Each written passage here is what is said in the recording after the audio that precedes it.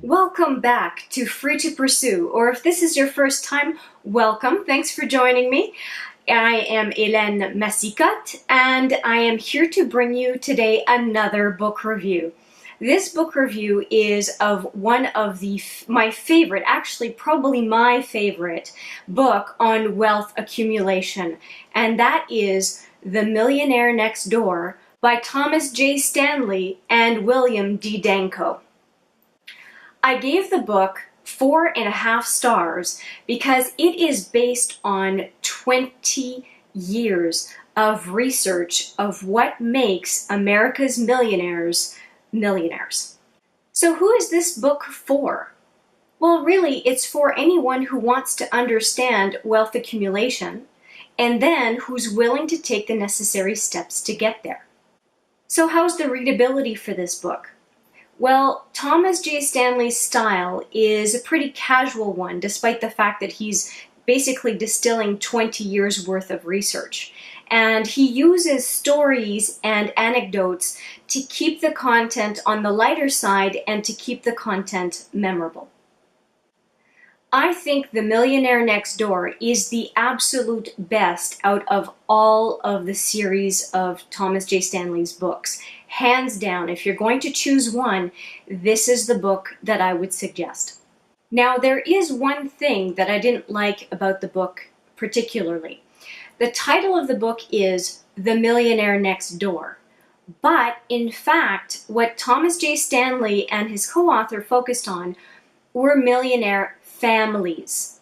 So by default, the millionaire tends to focus on the husband as the primary breadwinner, but it's not really the case. The millionaire unit is actually the family, and in a number of the data points that you find in the book, you can definitely see that if the partners were actually living on their own, they would not hold the millionaire status.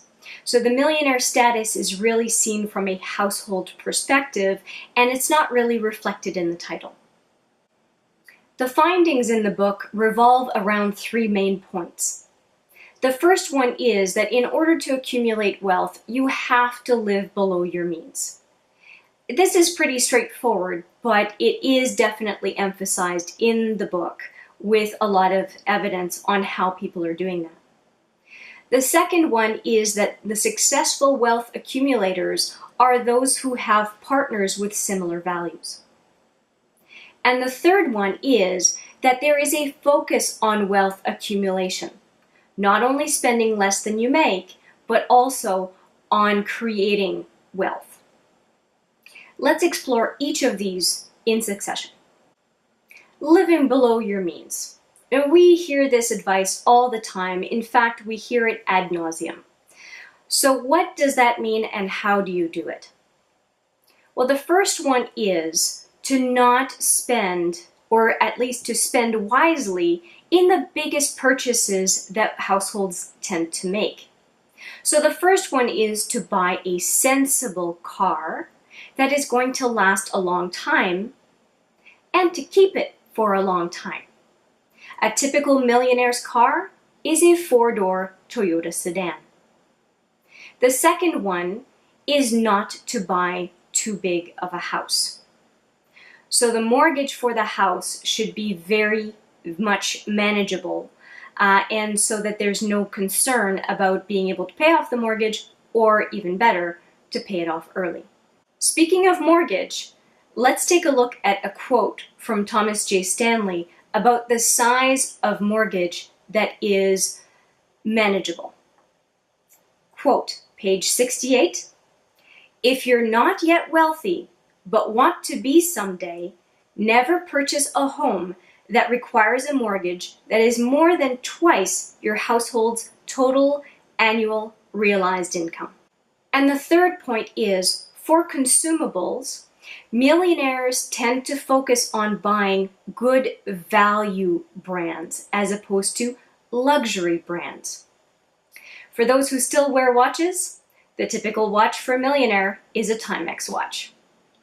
And a typical suit or outfit for a millionaire, it's probably from Sears. You might very well find that the millionaire next door has a Sears card in his or her wallet. Stanley also offers a straightforward way of determining whether you're where you need to be in your wealth accumulation to become a millionaire. The way to calculate it is to take your pre-tax income times your age and divide by 10. If you have that amount accumulated or more, congratulations, you're on your path to becoming a millionaire. Now, why is that calculation really quite apt at offering a view of whether you're going to be a millionaire? Is because it considers that if you're able to live on your current income and accumulate some savings, then you're probably going to be fine later on. If you can live with the income you have now, you are likely to be able to live with that income in the future, and chances are your income will be rising over time. Point number 2 is to choose a partner with similar values. If we choose a partner who does not value wealth accumulation and prefers consumerism over a savings mentality, the opportunity for someone who is a wealth builder to build that wealth is certainly hindered. The partner who does not believe in wealth accumulation is, in essence, putting consumerism ahead of the relationship. Likewise, someone who is so focused on wealth accumulation that they don't have a view of the need for some basic comforts is also putting socking away money ahead of a healthy relationship. And that's where the couple needs to find an appropriate balance, and choosing a partner who is within that tolerable range for you of how much you want to save and what lifestyle you're expecting is crucial in being able to save in an effective way to become financially independent. To quote the book again, page 37, most people will never become wealthy in one generation if they marry people who are wasteful. The third and final point the book makes on how to become a millionaire is to focus on wealth accumulation. Millionaires know what they have, where it is, and if it's in growth mode, what the return on investment is and it is expected to be in the future, as much as that is possible to ascertain. They care about how their money is performing for them.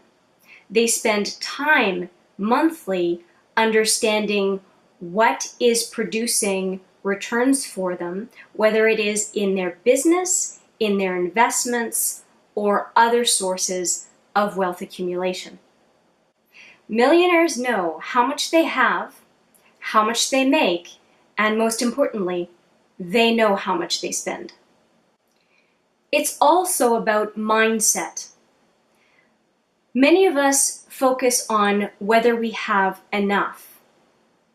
Millionaires focus on whether or not they're saving enough. That is a fundamentally different way of thinking. When I say millionaires are interested in wealth accumulation, it would be diminutive to actually say that all they're interested is in investing money in the stock market. That's not the case. They're focused on investing in themselves, investing in their skills and abilities, investing in their businesses, investing in their careers, and of course, yes, also how their investments are performing if that's where they have set their money for growth. If you want to know more about how millionaires execute on those 3 important points, living below your means, choosing the right partner, and focusing time and energy on wealth accumulation, The Millionaire Next Door is a book that will not disappoint. I highly recommend it. You can find The Millionaire Next Door on Amazon. The link will be down below, and you can probably find it at your local library. When it comes to wealth accumulation, I have a few other books to suggest. The Wealthy Barber by David Chilton is a great book, and it's story-based, a little bit of a fictional book. Very fun read to just know what are the steps for basic money-saving behaviors. I would also suggest The Automatic Millionaire by David Bach. Another one is I Will Teach You to Be Rich by Ramit Sethi. Especially if you are of college age, I think that that is a book that many younger folks will appreciate.